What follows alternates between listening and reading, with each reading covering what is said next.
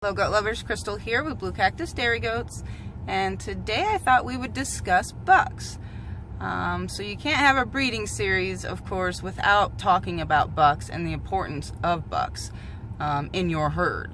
So again, if you're wanting to improve your herd and you want good quality kids coming out of every kidding, then you're going to need a good buck. So for starters, I guess we'll just say that. We'll start right there. The importance of a buck in your herd. A buck is about 50% of your herd. You need to consider that. How many kids is a buck going to put on the ground each year in compared to a doe? So having a high quality animal such as a buck in your herd is extremely important. It's crucial to the improvement of your herd. So just taking into consideration, say you got some really nice does, right? No animal is perfect, for one, but say you have just a couple really nice does. You started off with really good does, but they're still going to need improvement. And with each kidding, your goal should be the kids should be better than the parent. You know, a little doe should look better than her dam. So that's always going to kind of be what you're striving for if you're wanting to improve your herd. So, you know, even with good quality does that you start out with, you're going to want to improve something. Maybe we'll just go with the udder. Maybe it's the fore udder has pockets and you want a smoother blended udder. Or the teats are really small. You're wanting to improve teat size, which is a big one in the Nigerian world.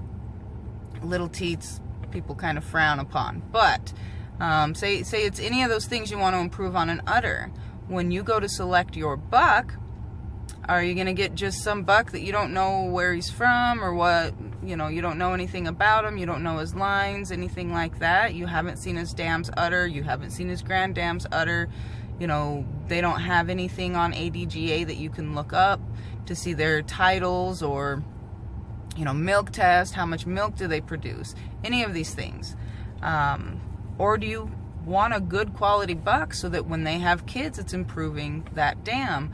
I want that dam, she has small teats, I want her to have her kids to have bigger teats so that when I go save the kids and I go milk those kids, it's easier on me. And then you will improve that kid, right? So you're just always looking to improve. But when you're picking out your buck, take a look at your does. What do I need to improve in my herd? You know, you need to take a step back, going back to that scorecard. Where does my goat lack? And then you need to go back to looking for a buck that could potentially improve where your does are lacking. So you're going to take a look at the buck's dam. You're going to look at the buck's, your buck's grand dam on the sire side. What qualities did those does have? Did they have big teats in the udder? Did they have a well-rounded, nice attached udder? Because if you're looking to improve udders, obviously that's going to be where you're wanting to look. Of course, it should be a well-rounded animal, but those are the things you're going to want to look at when selecting your buck if whatever it is you're wanting to improve. His dam and his grand dam from the sire side should have those traits you're looking for. You know, you should want to see the udder of this buck. I'm sorry, obviously bucks don't have udders. You should want to see the udder of the grand dam and the dam's buck.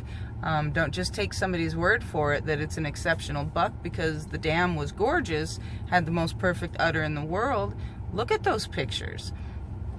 And you know, you run into a lot of people who will spend $600, $700, $800 on several does. Just bam, easy said, easy done, no problem. Don't have any issues spending that kind of money on a doe, and then turn around and turn their nose up for a $400 great quality buck.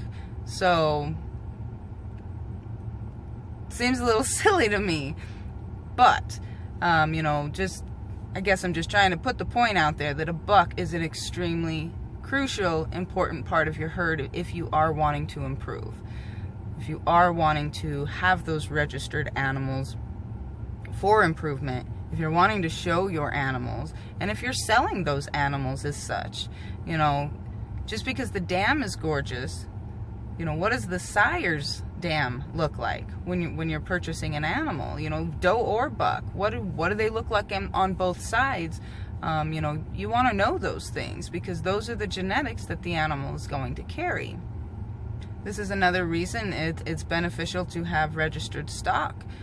You can look up on ADGA, you know, how we had discussed those tools that they have, and you can see what kind of quality animal, if they have been tested, if they have been appraised, if they've you know, done those types of things. If the breeder has, then you can look back and see what this animal potentially could be throwing to your herd. So those are some really beneficial tools ADGA has. So registered stock is another good reason. You know what you're getting when you look into those types of things. Because a lot of people just want to buy that little cute baby buck.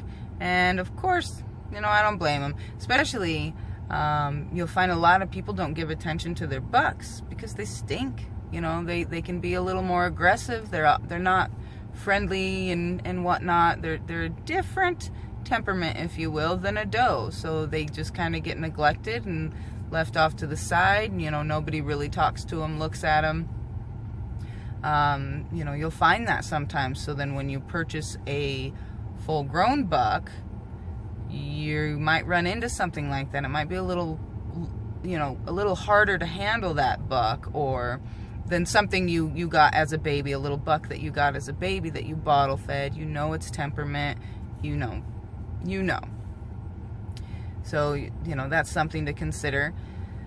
But I would also like to say there is something to consider as far as having a proven buck.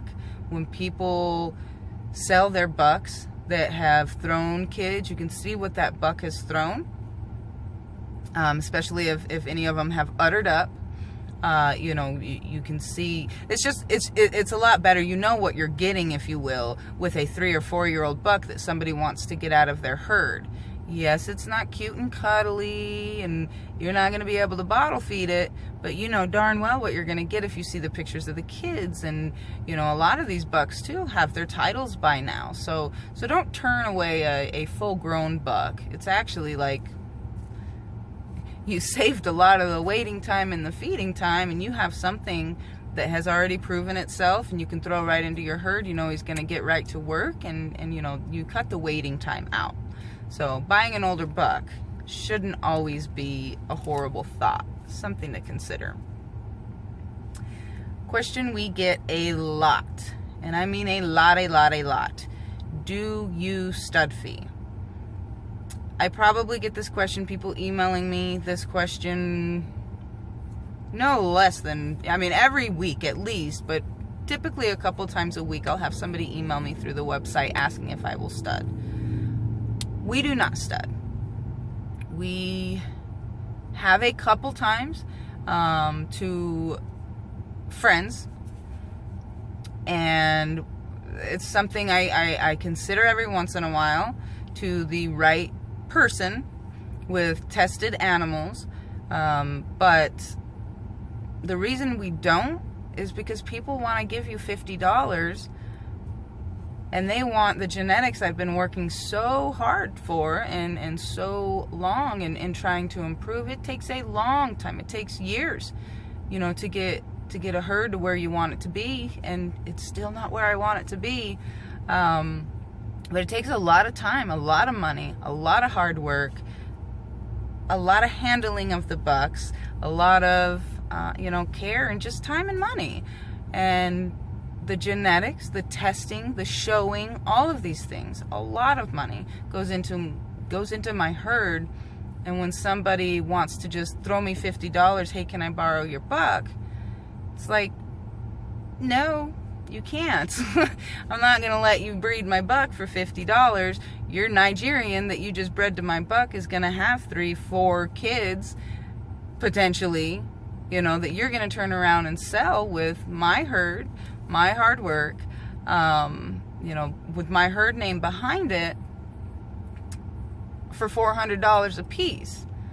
But then if you tell them, you know, no, $600 if you want to stud my goat that I've been working so darn hard to get and to, you know, improve in my herd, then they're like, oh my gosh. And you know what? That $600 fee is still a heck of a lot less than purchasing the animal, purchasing a good quality buck. It's, you know, keeping the fencing, all of the care, all of the feeding, and you're still going to turn around and make more money off of those kids for my buck at a $600 price. So, if I do stud fee, it is for a hefty price. Those are the reasons behind it. I feel like that's just definitely not worth it to us to offer a stud fee for $50. So those are the reasons we do not stud fee. I've come across some FFA and 4-H kids that, you know, they can't have animals at their house. They're doing the projects and raising these goats, and learning that they want to improve. They want to do this, and then, you know, they want the kids to improve. They're learning it. They're enjoying it, and I'm all for that. I think it's awesome when kids are into it. So I have considered it for a couple 4-H kids, because they can't keep a buck in their property, and they actually just keep their animal at the school barns. So those are situations where I have considered it. Ironically enough, these situations, they typically end up buying a buck from me, because I happen to be a firm believer, buy a buck. If you can have a buck, buy a buck. It's a lot easier than worrying about where you're going to find a buck to stud your animals every year. Is that a lot of people won't do it as well. Like, as far as the high quality animals, if you're looking for a high quality buck, they typically won't even stud their animals out. Well, no, they're breeding their own herd right now. You know, it's time for them to be using their bucks. And it can get a little inconvenient. So I think if you can have a buck, they're not that hard to keep. They're really not. They stink a little, but beyond that, you know, it's another goat that's really not too much bigger than a doe. So other than their stinkiness, I don't know why anybody wouldn't want to keep their own buck. It's very, very beneficial. So my thought on that anyway. Obviously there are situations where people can't keep a buck depending on where they live, you know. But, you know, if you can keep a buck, just buy a buck. And buy a good buck, guys. Don't think you're going to throw $50 at a buck and, well, he's going to make babies. Well, he sure is going to make babies. But then what? Are they going to be better? Are they going to be good babies? You know, are you going to want to register these babies because they're really not that great quality? Anyway, guys, so I just thought I would discuss some things in regards to bucks, the importance of a buck, why you need a good buck. Don't steer away from buying a good quality buck. You know, spend a little bit more money on those bucks that are going to improve your herd. They are half of your herd. They will throw so many more kids each year than a doe is going to throw. So, thank you guys for watching. Hope I gave you guys some things to consider, and we will see you next time.